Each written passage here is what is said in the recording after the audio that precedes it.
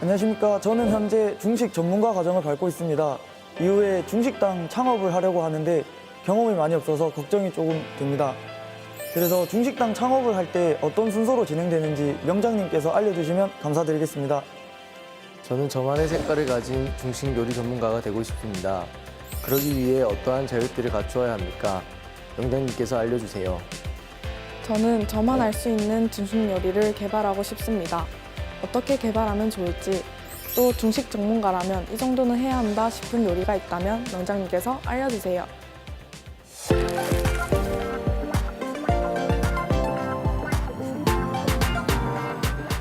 안녕하세요. 대한민국 요리 맹장 서정입니다.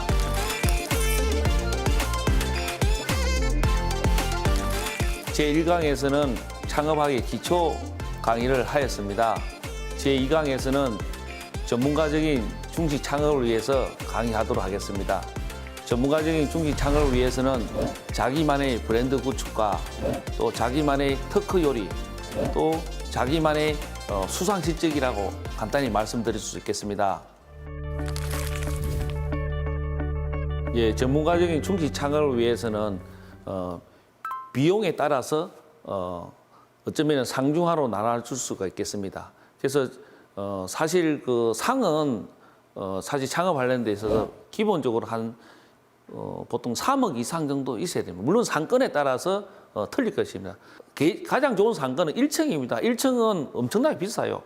중요 상권에서는 그건 감히 접할 수 없는 것이고, 대개 보면 요즘에 지하라든지 보통 3층, 4층 아니면 옥상, 아니면 최고 위층에 많이 차리게 됩니다.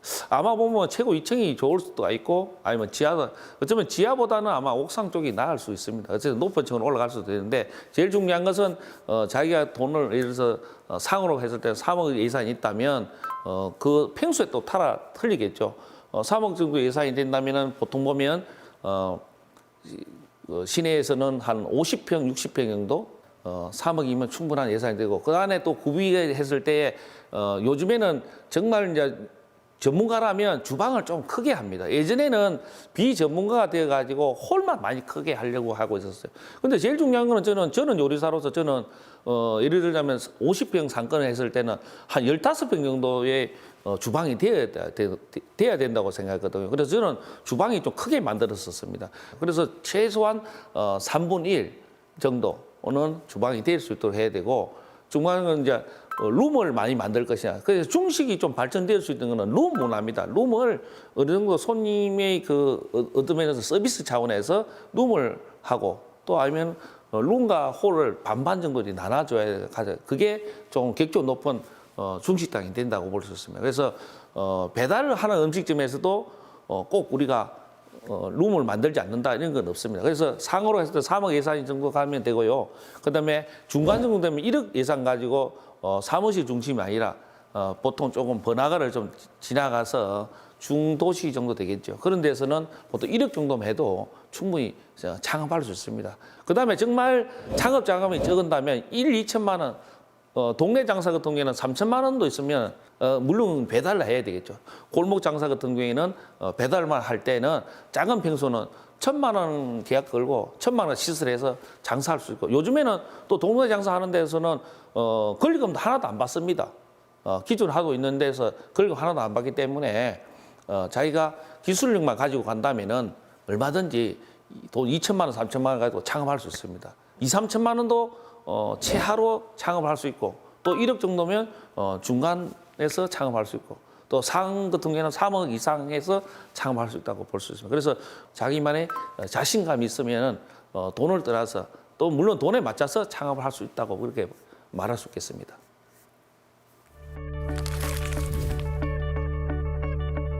전문가적인 창업을 위해서는 브랜드 구축이 가장 중요하다고 생각합니다. 사실 저는 브랜드 구축하기 위해서 한 20년 정도 지나서 제가 알게 되었습니다. 그게 뭐냐면 사실 자기의 브랜드가 없다 보면 일반적으로 그냥 식당을 오래 하면은 뭐 브랜드가 된다고 이렇게 생각하는 경우가 많은 것 같아요. 물론 그 지역에서야 알지만 많은 사람들이 대중화되기에는 브랜드 구축이 가장 필요해요. 그래서 저는 브랜드 구축을 어떻게 해야 되느냐.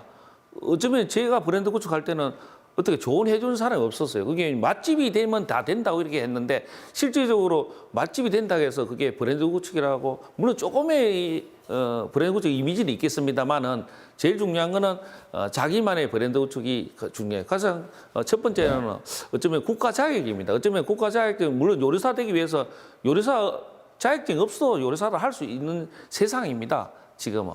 그렇지만은 나름대로 차별화된 국가 자격이 중요한 것 같아요. 저는 브랜드 구축의 가장 큰 어떤 치는 게 저는 조리 기능장 취득이었어요. 여태까지 제가 중국 요리를 1000가지를 안다 하지만 남들한테 내가 요리를 1000가지 안다라고 내표했을 때에 그걸 인지해 준 사람 사실 드물었었어요.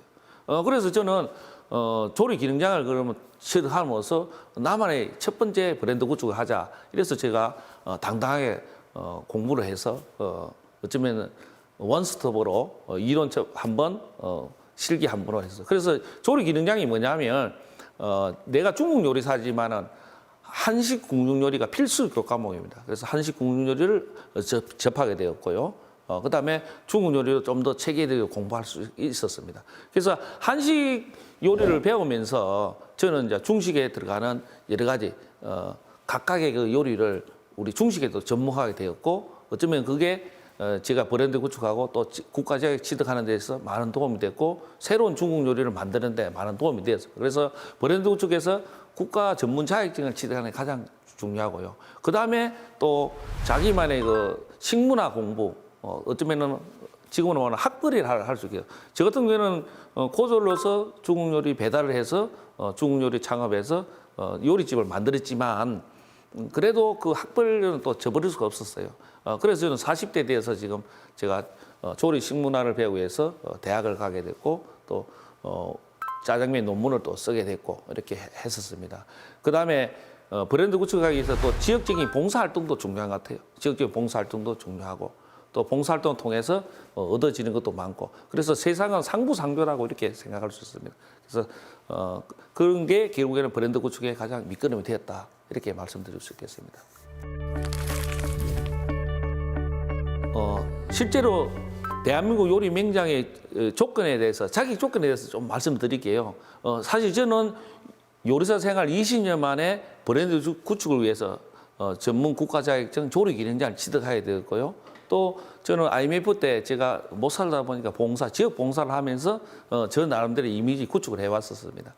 그래서 저는 지역과 그다음에 그 브랜드 구축을 위해서 힘썼고 또 제가 기능장을 취득함으로써 여태까지는 제 업장에서만 음식을 만드는 요리사였지만은 기능장을 취득함으로써 밖에 외부 강사를 활동할 수 있는 기회가 생겼어요. 그게 우리 신세계 백화점이나 롯데 백화점이라든지 대학에서 시간 강사를 할 수 있는 그런 여력이 또 생겼었습니다. 그 당시만 해도 사실 제가 고졸이었지만은 기능장 취득이 석사에 준한 자격을 줘가지고 제가 강사할 수 있는 그런 여력이 됐고 저 나름대로는 제 나름대로 브랜드 구축이 됐고 업장이 크게 만들다 보니까 결국에는 소상공인 지원 교육 사업도 하고 또 컨설팅 교육 사업도 하게 되었습니다. 그래서 제가 가진 그 1000가지 요리를 가지고 많은 사람들에게 기술 전수할 수 있는 좋은 기회가 되었습니다. 그래서 그런 사회적 활동하고 또 제가 사실 그 특허 요리를 만드는 계기가 뭐냐면 제가 만든 요리를 같은 동종업체 사람들과 교류하면서 또 회의하면서 만들어낸 요리가 팔보르탕이었습니다. 그래서 실제적으로 팔보르탕을 만들다 보니까 이분들이 자기가 가서 그대로 모방하게 되었고 중요한 거는 그렇게 함으로써 저는 제가 만든 요리를 그렇게 당한 것보다 저만의 요리 특허를 접수해서 제가 만들었다는 걸 입증하고자 요리 특허를 만들게 된 계기가 되었습니다. 그래서 요리 특허도 만들어야 되고 못다한 공부도 하다 보니까 대한민국 요리 맹장이라는 제도가 있는 걸 알게 되어서 제가 그동안에 평생의 요리를 한 7, 8년의 요리를 요리 세계에서 중식 요리 세계에서 가진 노하우를 서류형으로 다 만들어서 접수하게 되어서 어쩌면 제가 대한민국 요리 맹장이 되었습니다. 어쩌면 중식으로 최초로 맹장이 되었습니다. 그래서 제가 28년 동안 쌓아온 그 요리 실적이죠. 어쩌면은 저는 또 여러 가지 그 사회단체 봉사활동도 하면서 부산의 한국조리사회중앙회 부산 지회장을 하면서 백스코에 음식문화 축제를 많이 열게 되었습니다.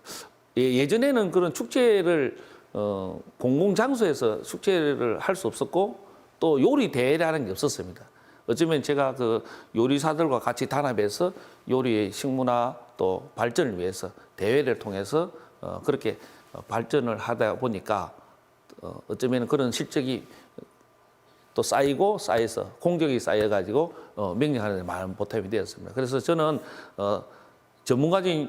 전문가적으로 창업을 하고 난 이후에 자기 동종업종들과 또 지역사회에서 물심양면으로 희생봉사를 통해서 노력한다면은 자기가 뜻하는 바 저처럼 또 대한민국 요리 명장이 될 수 있는 계기가 되리라 믿습니다.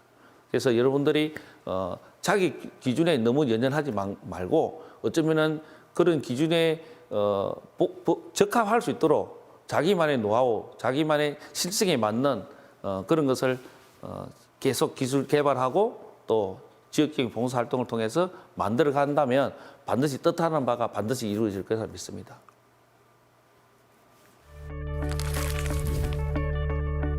그래서 오늘 제가 명장의 특허 요리를 여러분들께 기술 전수하도록 하겠습니다.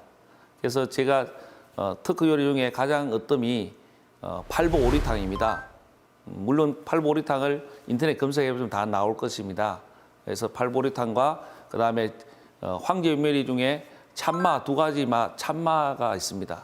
두 가지 맛이 나는 참마 요리입니다. 그래서 그 참마 요리의 특허 요리를 보여드릴 것이고 세 번째는 지금 핫하게 뜨고 있는 마라탕입니다. 마라 소스를 가지고 마라탕 요리를 만드는 겁니다. 그래서 국물을 만들면 마라탕 요리가 될 것이고 또 요리하게 되면 마라상거라고 합니다. 그래서 마라 소스를 하나 가지고는 어쩌면 10가지 요리를 또 만들어낼 수 있습니다. 그래서 마라 소스를 어떻게 만드냐는 실제로 완전히 보여줄 수 없지만 마라탕을 봄으로써 여러분들이 다 재료마다 접목한다면 많은 요리가 완성되리라 믿습니다. 예, 제2 강의는 전문가 창업을 위한 고급 요리 메뉴를 시작하도록 하겠습니다. 예, 특허 요리 중에 저는 참마 요리입니다. 참마 요리. 참마 요리인데 두 가지 맛이 나는 참마 요리를 만들어 보도록 하겠습니다. 먼저 튀김하기 위해서 참마를 보통 10cm 크기로 이렇게 토막을 이렇게 내준다고 생각합니다. 펜슬기 두께가 1cm 되게끔 수분이 나오기 때문에 쓰는 즉시 이렇게 물려주는 게 그다음에 말을 볶음말을 썰어 보도록 하겠습니다. 볶음말은 대중적으로 말하면 잣이라든지 이 옥수수알 크기만큼 이렇게 썰어준다 생각하면 돼요. 이게 이 크기만큼 썰어준다 생각하면 되겠습니다. 자, 이렇게 썰어주면 되겠습니다. 햄도 마찬가지. 샐러리입니다. 샐러리가 이렇게 정설기라 합니다. 자, 여기에 대파. 자, 이렇게 마늘을 이렇게 그래서 빠른 다지기 위해서 옥수수. 이게 종합적으로 맛이 만들어낸다 보시면 됩니다. 종합 소스를 말씀드리겠습니다. 간단한 조리법으로는 소스를 이렇게 넣을 수 있어요. 매운맛을 칠리 소스 이렇게 넣을 수 있어요. 두반장 소스까지 넣으면 되겠습니다. 보통 2분의 1티 정도 이렇게 넣어서 만들어주면 되겠습니다. 볶음에서 가장 중요한 게 여기 잣입니다. 잣을 기름에 살짝 한번 튀겨내줘야 됩니다. 기름이 지금 끓고 있습니다. 그럼 잣을 이렇게 넣고 살짝 튀겨줍니다. 자, 이렇게 살짝 거품이 나면서 자, 보세요. 잣이 아까 하얀 잣이 이렇게 튀겨졌습니다. 자, 이 상태에서 볶음을 이제 해보도록 하겠습니다. 자, 식용유 2티 정도 넣습니다. 파하고 마늘 향을 내줍니다. 샐러리입니다. 햄 정도. 햄. 이 순서대로 볶아주는 게 또 익힘 정도라든지 그 향 나는 게 다 각기 틀리기 때문에 넣는 순서를 좀 각자 차이를 둔다고 보시면 됩니다. 참말을 내려줘요. 살짝 볶아준 상태에서 옥수수. 오방색을 맞추기 위해서 아마 소스가 첨가되고 한다고 보시면 됩니다. 양념이 첨가된다고. 자, 이 상태에서 볶아진 상태에서 우리가 소스를 이렇게 넣어줍니다. 이렇게 볶아줍니다. 좀 더 맛을 내기 위해서 고추기름을 1티 정도 넣어주고요. 여기에 고추기름이 들어가면 참기름이 좀 들어가면 좋아요. 2분의 1티 정도 이렇게 넣어준다 보시면 됩니다. 버무려주면 되겠습니다. 이렇게. 자, 완성되면 담을 접시에 여기에 담을 거예요. 딱 한 1인분씩 이렇게 되게끔. 이렇게 인원수에 맞게끔 만들어지겠죠? 이렇게 된 상태에서. 자, 그 다음에는 튀김을 해볼게요. 자, 이렇게 살짝 넣어봅니다. 기포가, 넣는 순간에 기포가 생기죠. 이게 한 번에 다 여면 온도가 너무 다운됩니다. 그렇기 때문에 기름 끓는 속도로 봐서 차분하게 넣어줘야 된다는 거. 자, 튀김옷이 다 입혀졌습니다. 자, 다 됐습니다. 자, 이 튀겨진 것을 이렇게 담아서. 그래서 참마요리를 이렇게 완성했습니다.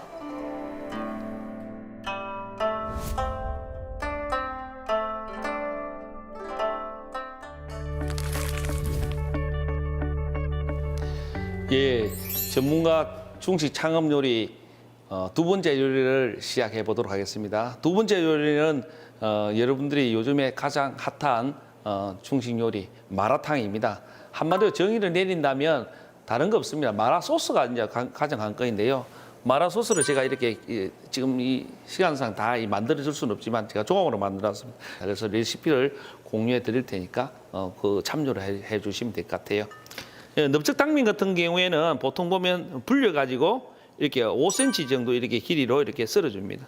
두부, 건두부 이렇게 이것도 마찬가지 똑같은 크기로 썰어준다 보시면 됩니다. 그다음에 햄 종류도 이렇게 그래서 우리가 오뎅 종류, 어묵 종류를 이렇게 그다음에 죽순도 넣을 수 있고 두부도 이렇게 청경채 정도 이렇게 넣을 수 있습니다. 새송이 버섯 이렇게. 자, 그다음에 표고버섯이 있다면 표고버섯 이렇게, 느타리 버섯도 이렇게. 해물 오징어 다리를 넣고요. 그다음에 새우를 이렇게 준비해 보도록 하겠습니다. 그래서 마라탕을 아주 맵게 하려는 방법은 그렇습니다. 고추기름에 2티 정도의 여기에 특히 페페치노, 이거 베트남 고추죠. 베트남 고추를 한 10개 정도 넣어줄 수 있는 거예요. 이렇게. 그래서 이어서 약간 볶아준다고 생각합니다. 볶음한다 이렇게. 향을 내준다 생각합니다. 이렇게. 종합 소스가 이제 여기 마라탕에 들어갑니다만은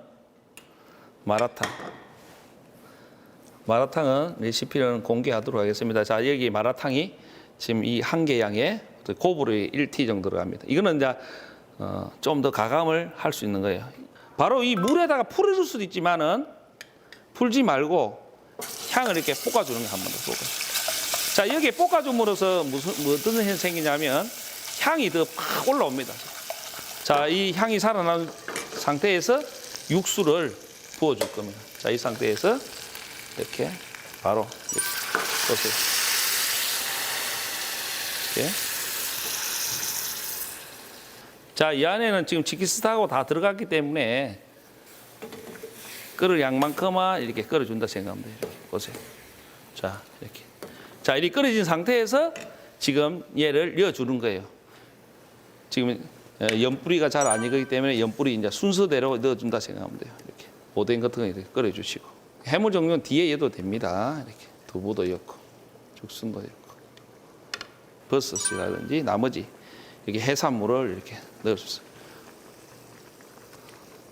이렇게 건포라든지. 그래서 마라 소스가 완전히 전문적으로 만들어졌기 때문에 저는 용이하게 빨리 만들어냈습니다. 자, 이렇게 다 끓고 나면 마지막에 버섯하고 이렇게 느타리 버섯하고 청경채를 넣어서 완성하시면 되겠습니다. 이렇게. 자, 이렇게 된 상태에서 이제 담아 볼게요. 이렇게 해서 자, 이렇게.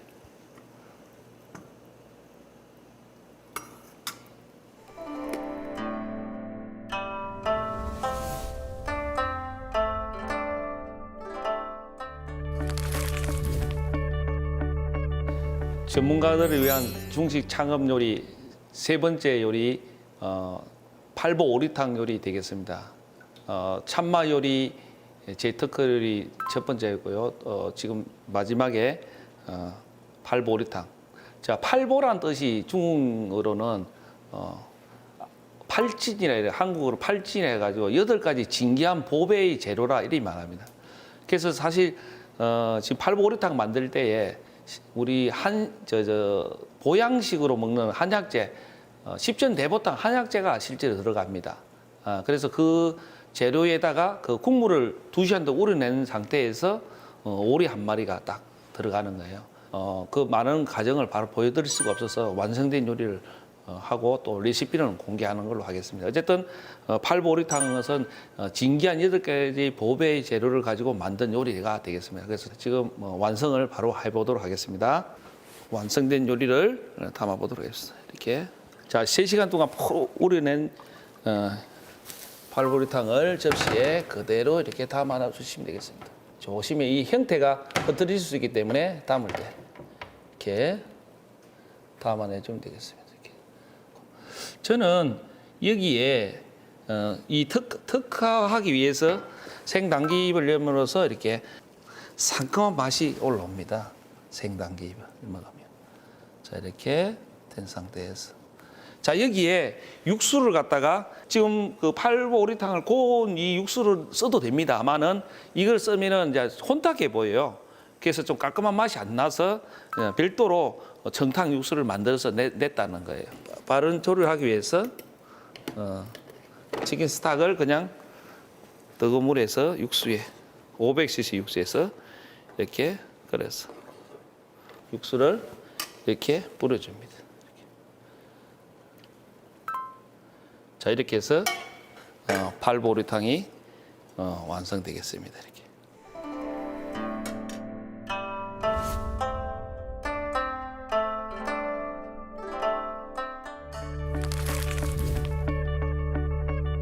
예, 제2강 전문가를 위한 중식 창업 요리 3가지를 이렇게 선보여 드렸습니다.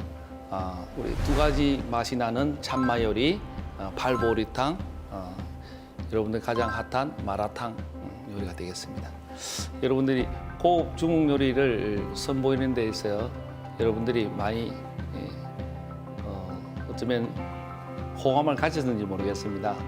어쨌든 중식을 창업해서 브랜드를 구축하고 자기만의 특화된 요리가 반드시 있어야만이 큰 성공하는데 유익하다고 생각합니다. 저 역시 마찬가지로 대한민국 명장이 될 수 있던 것은 특허 요리를 가지고 대중들과 소통하는 데 있다고 볼 수 있습니다. 그래서 여러분들도 자기만의 요리를 전문가라면 반드시 중식 창업에서 자기만의 요리를 만들어내는 게 어쩌면 창업 이후에 가장 좋은 성과를 낼 수 있다고 볼 수 있겠습니다. 여러분들도 늘 난 할 수 있다는 늘 자신감을 가지시고 중국 요리에 임한다면 반드시 성공하리라 믿습니다. 지금까지 대한민국 요리 명장 서정이었습니다. 감사합니다.